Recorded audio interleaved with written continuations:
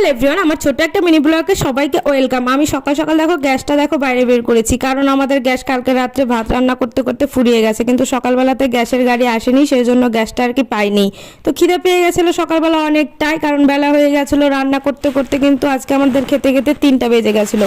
তো চলে গেছিলাম বাজারে গিয়ে যে পোলট্রির মুরগি আর কি আনা হলো। তারপরে বরের শরীরটা এতটাই খারাপ, তো ওর জ্বরও এসেছিলো, তারপরে মাথা যন্ত্রণা আর গা হাত পা অনেকটা আর কি চাবাচ্ছিল, সেই জন্য এই টিবলটির পাতাটা আর কি মাথায় ঠেসে ঠেসে দিচ্ছিলাম। ও বলছিল হালকা হলো অনেক মাথাটা, সেই জন্য ও দোকানেও যেতে পারেনি আজকে, অনেকটাই শরীরটা খারাপ ছিল। কালকে রাত থেকে ওর মাথা যন্ত্রণা, মানে সর্দিতে নাকটাও আর কি টানতে পারছিল না, এরকম একটা পরিস্থিতি হয়ে গেছিলো। মাথা যন্ত্রণায় ও মাথাটা নিয়ে আর কি দাঁড়াতেই পারছিল না, এরকম ব্যাপার হয়ে গেছিলো। তো অনেকটাই সুস্থ আছে এখন। আর এই যে দেখো সন্ধ্যাবেলার দিক চা খেয়ে নিলাম, আর তোমরা দেখতে পাবে পরের পার্টে আমরা পুরি খেতে গেছিলাম সেই ভিডিও।